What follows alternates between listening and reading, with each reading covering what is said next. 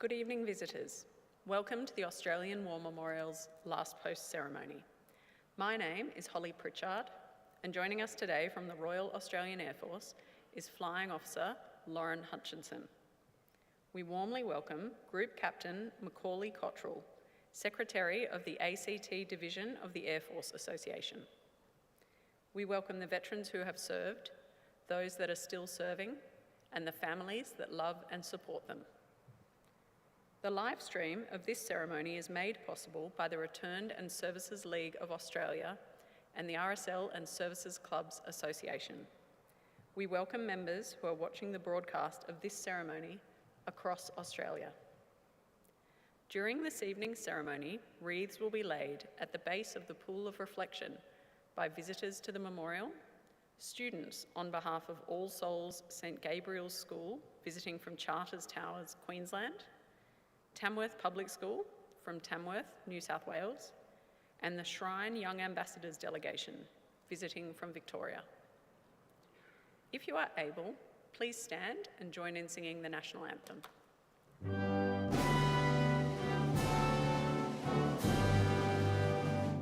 Australians, oh let us rejoice, for we are one and free. With golden soil and wealth for toil, our home is got by sea. Our land abounds in nature's gifts of beauty, rich and rare.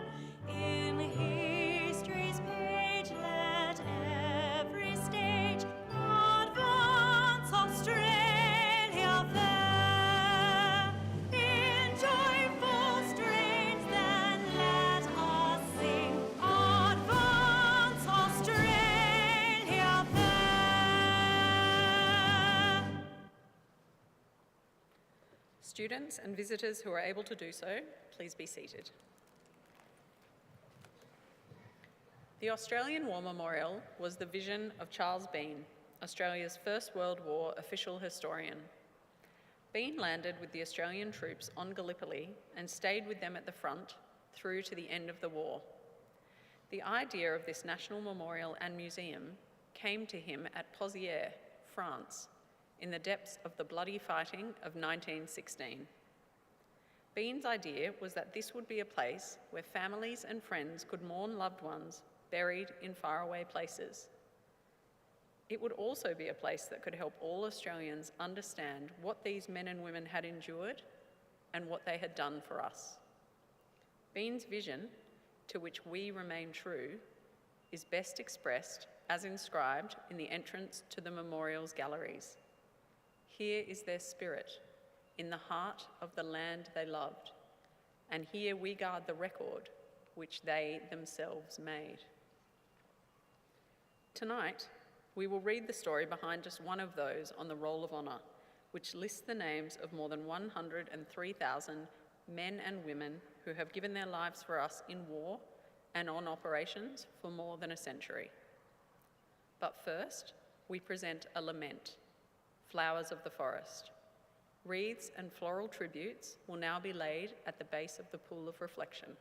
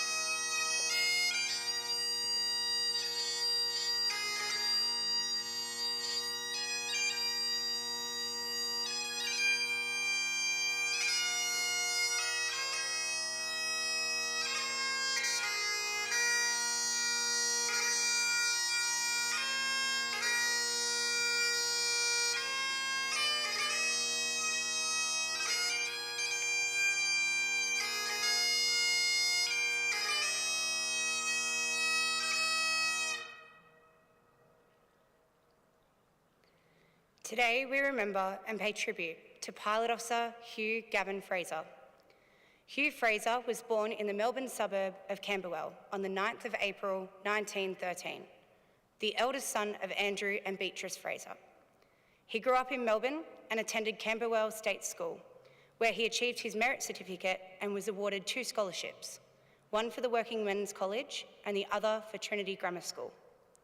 He was dux of his school at the age of 12. He went on to work as an accountant in Sydney.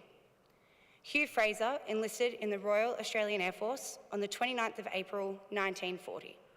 His brothers Harris and Charles, who were twins, also listed in the RAAF. Harris was attached to the Royal Air Force and flew with No. 1 Squadron until he was killed in air operations in 1943. Harris's twins, Charles, enlisted with him. A 4th brother, Andrew, joined the 2nd Australian Imperial Force. After initial training, Hugh Fraser trained as a pilot, attending elementary flight training school at Mascot and service flight training school at Wagga Wagga. On the 29th of September 1940, he was involved in an unusual incident that gained coverage in many newspapers. A pair of planes collided in mid-air during a training exercise over Brocklesby in New South Wales, Australia. While making a banking turn, the pilots of the 2 Avro Ansons lost sight of each other and the planes joined together with a grinding crunch of metal and tearing of fabric, locking together in mid-air at a height of 300 metres. With one plane jammed on top of the other, the 2 planes managed to land safely and return to service with the Royal Australian Air Force after repairs. Having survived this accident, Fraser embarked at Sydney on the 10th of December 1940, bound for the United Kingdom. As part of the Empire Air Training Scheme, he was one of almost 27,500 RAAF pilots, navigators, bombers, wireless operators, air gunners and flight engineers, who throughout the course of the war joined Royal Australian Air Force squadrons or Australian squadrons based in Britain. Arriving in England in early February 1941, Fraser was attached to the Royal Air Force and joined an operational training unit in May. No. 1 Coastal Operational Training Unit had been formed as part of Coastal Command at RAF Silloth for training aircrew on Coastal Command patrol. A few months later, in mid-July 1941, Pilot Officer Hugh Fraser joined No. 206 Squadron, RAF. Part of Coastal Command, this squadron undertook maritime patrols flying Lockheed Hudson light bomber and coastal reconnaissance aircraft. On the 1st of January 1942, Fraser began the new year with a non-operational aerodrome defence exercise, taking off from RAF Station Aldergrove, headquarters of Coastal Command near Belfast, Northern Ireland. On his return, however, the aircraft struck some trees with its starboard wing, landed upside down and was set on fire by the impact. All the crew members were killed. Sergeant Archibald Campbell, Sergeant Philip Fry, Sergeant Geoffrey Kettle, and Pilot Officer Hugh Gavin Fraser, who was 28 years old. At a later court of inquiry, the station commander stated that the aircraft hit trees as a result of an error of judgment by Fraser in flying too low or diving too close to the ground. The Air Vice Marshal commanding No. 15 Group RAF stated, had Fraser conformed normally to the manoeuvres of the flight commander, as was done by the 2nd aircraft in the formation, the accident would not have occurred. Hugh Fraser was buried in the nearby Killiard, or St Catherine Church of Ireland churchyard, County Antrim, where his grandparents had been born. His name is listed on the Roll of Honour on my left, among some 40,000 Australians who died while serving in the Second World War. His photograph is displayed today beside the pool of reflection. This is but one of the many stories of service and sacrifice told here at the Australian War Memorial. We now remember Pilot Officer Hugh Gavin Fraser, who gave his life for us, for our freedoms, and in the hope of a better world.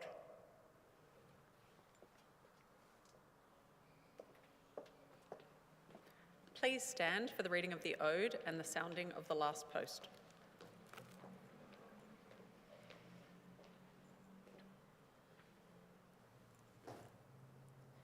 They shall grow not old, as we that are left grow old.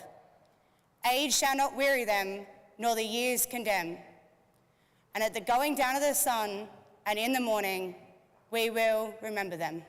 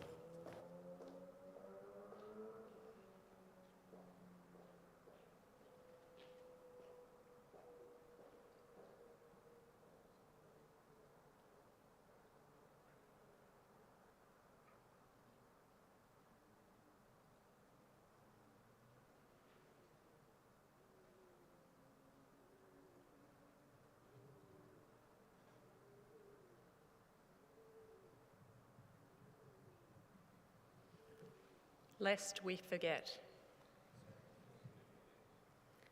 We leave you this evening with the words of the memorial's founder, Charles Bean.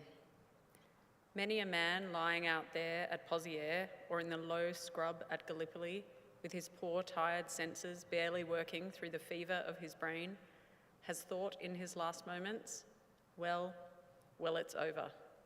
But in Australia, they will be proud of this. Ladies and gentlemen, girls and boys, that concludes the last post ceremony. On behalf of the director, staff, and volunteers, thank you for visiting the Australian War Memorial today. We wish you all a very pleasant evening.